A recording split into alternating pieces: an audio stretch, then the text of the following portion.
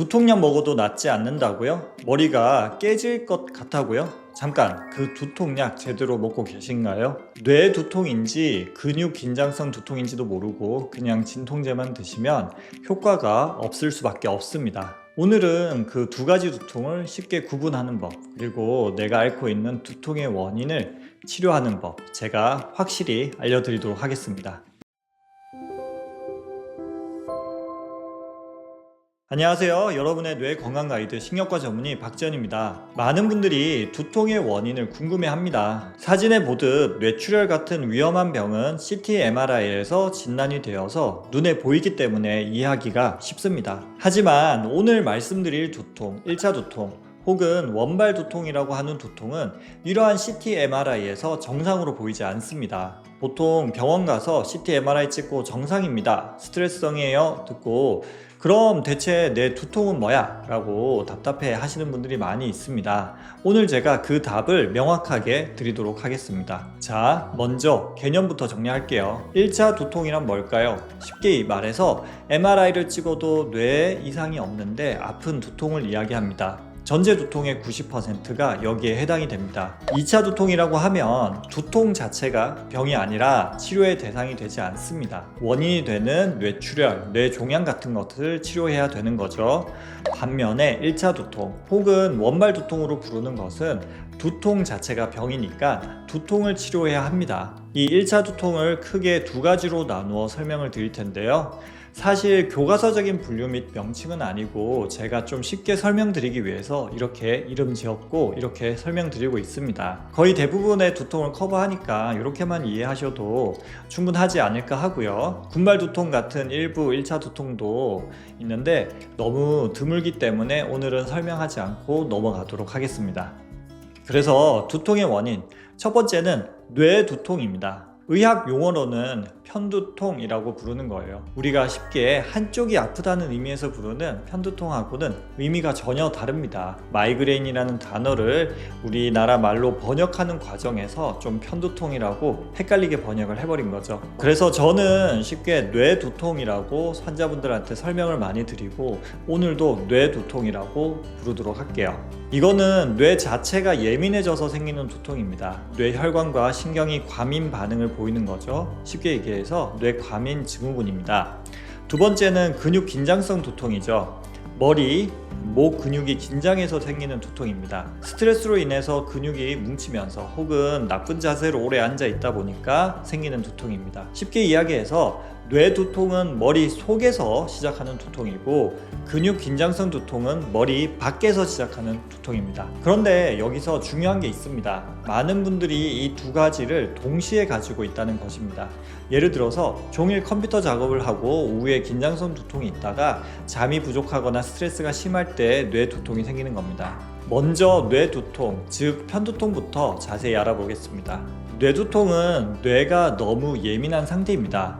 정상인이 10의 자극에 10으로 반응한다면 편두통 환자분은 10의 자극에 100으로 반응을 하게 됩니다. 그림에서 보듯 보통 사람이랑 뇌가 예민한 사람은 같은 상황에서 다르게 반응을 하게 됩니다. 그럼 뭐가 편두통을 유발할까요? 제가 대표적인 원인을 정리해 보았습니다. 첫 번째로는 스트레스입니다. 이게 1위입니다. 두 번째 수면 문제, 잠을 못 자도 늦잠, 낮잠 등 너무 많이 자도 두통이 잘 생깁니다. 세 번째는 호르몬 변화, 특히 여성분들 생리 전후로 심해집니다. 네 번째로는 날씨 변화, 기압이나 온도가 갑자기 바뀔 때, 다섯 번째는 강한 빛, 형광등이나 햇빛, 여섯 번째는 소음, 일곱 번째는 강한 냄새나 향수, 담배 냄새, 여덟 번째 공복, 혈당이 떨어지면서 혹은 과식을 해도 두통이 생길 수가 있습니다. 그 다음에 특정 음식들입니다. 특정 음식이 중요한데요, 절대 피해야 할 음식들이 있습니다. 사실 앞서 말씀드린 유발 요인들 중에서는 내 마음대로 되지 않는 것들이 많이 있습니다. 스트레스 받기 싫어도 마음대로 안 된다거나 날씨를 내 마음대로 할 수는 없잖아요. 그나마 내가 조절할 수 있는 게 음식이니까 음식이 중요합니다. 특히 중요한 것은 카페인. 머리 아플 때 커피 한 잔이 두통을 줄여주기도 하지만 자꾸 마시다 보면 카페인 금단 두통이 생깁니다. 그 외에도 레드 와인이나 맥주 같은 술, 초콜릿, 햄, 소세지, 베이컨 같은 가공육, 견과류, MSG 들어간 음식, 발효를 많이 한 치즈 등이 두통을 일으킵니다. 왜 이 음식들이 문제일까요? 이 음식들에는 티라민이나 질산염 같은 성분들이 들어있는데 이게 우리 뇌를 자극합니다. 앞서 말씀드린 요인들은 우리 뇌가 생각하기에는 뭔가 위협이 되는 요인입니다. 그래서 이러한 요인이 들어오면 뇌세포가 이제 피해라 라는 신호를 보내주는데, 뇌가 민감하신 분들은 사소한 자극에도 뇌가 민감하게 반응해서 자꾸 도망쳐라 하다 보니까 두통이 생기는 겁니다. 제가 진료실에서 흔히 드는 예가 있는데, 우리 영화를 보면 외계인이 쳐들어오거나 지진이 나거나 화산이 폭발하는데 멍하게 있다가 빨리 죽음을 당하는 엑스트라들이 있고, 두통이 있는 분들은 뇌가 엄청 예민해서 이제 주인공과 같다는 거죠. 주인공들은 어때요? 뭔가 전조를 빨리 캐치를 해가지고 도망쳐야 된다는 주장을 먼저 하고 또 실제로 먼저 도망치잖아요. 그래서 이러한 뇌 두통을 가지고 있는 분들은 영화에 나오는 주인공들처럼 사소한 자극에도 좀 민감하게 반응하고 이게 위험한 건 아닌지 분석을 하고 자꾸 종을 치게 된다는 거죠, 우리 뇌가. 근데 너무 사소한 거에도 쉽게 반응하다 보니까 남들보다 조금 더 빨리 지친다, 이렇게 이해하셔도 큰 문제는 없습니다.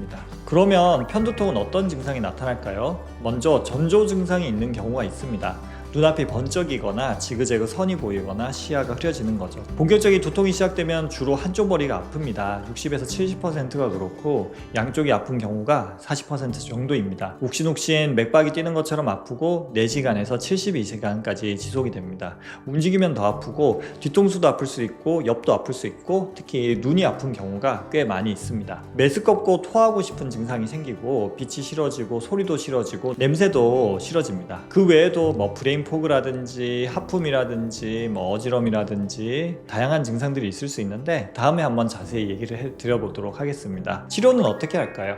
급할 때는 트립탄이라는 편두통 전용 약이 있습니다. 일반 진통제도 쓰지만 효과가 떨어지고, 트립탄이 이러한 뇌 두통은 혈관이 확장되면서 머리가 아프니까 혈관을 수축시켜서 효과를 보는 트립탄이 있습니다. 토할 것 같으면 항구토제도 씁니다. 한 달에 너댓 번 이하로 두통이 있으면 진통제만 먹으면 되겠지만 그 이상이라면 예방치료를 해야 됩니다. 베타 차단제, 항경련제, 그리고 최근에는 CGRP 억제제라는 최신 치료제도 나왔습니다.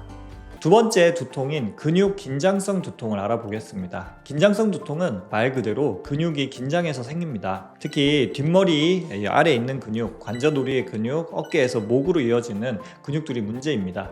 때로는 이 미간, 이마 근육이나 턱 근육이 두통을 일으키기도 합니다. 현대인들은 왜 이런 두통이 많을까요? 컴퓨터 작업을 하면서 거북목이 되고 스마트폰을 보면서 목을 구부리고 스트레스를 받으면 자기도 모르게 이러한 근육들에 힘을 주고 긴장을 시키게 됩니다. 그리고 스트레스, 수면 부족은 뇌 두통뿐만 아니라 긴장성 두통을 유발하는 원인이 됩니다. 긴장성 두통의 증상은 뇌 두통하고는 조금 다릅니다. 한쪽이 아프기도 하고 양쪽 머리 전체가 아프기도 합니다. 주로 조이는 듯한 통증인데 찌릿찌릿하게 느끼시는 분들도 있습니다. 머리에 띠를 두른 것 같다고 표현하시는 분들이 많고, 뒷머리에서 목, 어깨까지 연결돼서 아프고 하루 종일 은근히 아픈 경우가 많이 있습니다. 특히 이제 제가 중요하게 생각하는 지표로는 오전에는 괜찮다가 오후 늦게 저녁에 아프다는 것입니다. 오래 일하다 보면 점점 두통이 이제 올라오는 거죠. 그리고 뇌 두통인 편두통에서 주로 같이 생기는 울렁거림이나 메스꺼움, 구토, 어지럼증이 없고 빛이나 소리에 그렇게 예민하지도 않습니다. 생리 때 머리가 아프지도 않습니다. 편두통은 움직이면 더 심해지는데 긴장성 두통은 오히려 좀 더 나아지는 느낌이 들기도 하죠. 그럼 긴장성 두통의 치료는 어떻게 할까요? 약으로는 가볍게 일반 진통제, 타이레놀이나 브루펜 같은 거 먹으면 되는데 진통제로 안 되는 경우도 꽤 많이 있습니다. 그러면 근이완제나 신경안정제 계열 약을 쓰기도 하고, 만성화됐으면 두통약으로 예방치료도 합니다. 하지만 더 중요한 건 비약물 치료입니다. 먼저 자세를 바르게 하시고 1시간에 2-3번씩 자세를 바꾸어주고 스트레칭을 하세요. 바른 자세를 위한 코어 운동, 등 운동을 하시고 온찜질, 마사지, 자세 교정, 스트레스 관리, 이게 근본 치료가 됩니다. 제 영상 중에도 스트레칭 관련 영상을 올려두었으니까 참고해 보시면 도움이 됩니다. 자, 그러면 이제 나의 두통, 나를 괴롭히는 두통이 뭔지 확인을 해볼까요? 먼저 뇌 두통 체크리스트입니다. 들어보시고 해당되면 손가락을 접어보면서 체크를 해보세요. 한쪽 머리가 주로 아프다, 욱신욱신 맥박처럼 뛴다, 구토하거나 메스껍다, 빛이나 소리가 싫다, 움직이면 더 아프다, 4시간 이상 지속된다, 가족 중에 편두통이 있다, 3개 이상이면 편두통 의심을 해야 됩니다. 이번에는 근육 긴장성 두통 체크리스트인데요. 양쪽 머리가 아프다, 쪼이거나 누르는 느낌이다, 목, 어깨도 함께 아프다, 스트레스 받으면 심해진다, 오후에 주로 아프다, 매일 은근히 아프다. 역시 3개 이상이면 긴장성 두통을 의심을 해보는 게 좋습니다. 그런데 실제로는 50% 이상이 혼합형입니다. 평소에는 긴장성 두통이 있다가 어떤 때에는 뇌 두통이 생기는 거죠. 이런 경우는 두 가지 모두 잘 관리를 하셔야 됩니다. 특히 스트레스는 뇌 두통, 긴장성 두통 모두를 유발하는 요인이니 구분하기 어렵기도 합니다. 그런데 갑자기 벼락 맞은 듯한 두통, 발열과 함께 목이 뻣뻣해지는 거, 팔다리 마비나 언어장애, 50세 이후에 처음 생기는 두통, 점점 심해지는 두통, 이러한 증상들은 오늘 말씀드린 1차 두통이 아니라 위험한 2차 두통일 수 있으니까 바로 병원에 가보시는 게 좋죠. 두통 관리의 핵심 중에 하나는 두통 일기입니다. 매일매일 기록하시는 게 좋습니다. 두통 시작 시간, 통증 강도, 어디가 아픈지, 뭘 먹었는지, 스트레스는 없었는지, 약은 뭘 먹었는지, 얼마나 지속됐는지, 이렇게 기록하다 보면 패턴이 보입니다. 아, 내가 초콜릿 먹으면 두통이 오는구나, 생리 전에 꼭 아프구나, 이런 게 보이거든요. 또 예방법이 중요합니다. 공통적으로는 규칙적인 수면 7시간에서 8시간 정도의 잠을 자는 게 중요하고, 규칙적인 식사, 굶지 않는 게 좋습니다. 물은 충분히 마시고 규칙적인 운동을 주 3회 이상 하시고, 스트레스 관리를 위해서 명상이나 요가, 독서 등을 해보면 좋습니다. 편두통이 있으면 유발 음식을 피하고, 밝은 야외에 나갈 때는 선글라스를 끼고 조용한 환경을 만들어 보세요. 긴장성 두통이 있으면 1시간에도 2-3번씩 스트레칭을 하고 자세를 바르게 하고 목 운동을 하시는 것이 좋습니다. 오늘 말씀드린 거 정리를 해볼게요. 전체 두통의 90% 이상은 1차 두통이고, 1차 두통은 뇌가 과민해져서 생기는 뇌두통, 즉 편두통, 그리고 근육 긴장성 두통으로 나눌 수 있습니다. 편두통은 한쪽 욱신욱신 구토가 특징이고, 트립탄 약물과 유발 요인 회피가 중요합니다. 긴장성 두통은 양쪽에 조이는 듯 목 어깨 통증이 특징이고, 진통제보다는 스트레칭과 자세 교정이 더 중요합니다. 정확한 진단이 치료의 시작입니다. 두통 일기 꼭 작성하시고 두 개가 섞여 있을 가능성도 생각을 해보세요. 오늘 영상을 잘 보셨다면 여러분들도 나의 두통을 정확히 알고 대처할 수 있을 거라고 생각합니다. 오늘도 두통 없는 하루 보내시길 바라며 긴 영상 시청해 주셔서 감사합니다. 좋아요, 구독, 그리고 주위 분들에게 공유 부탁드릴게요. 신경과 전문의 박재현이었습니다.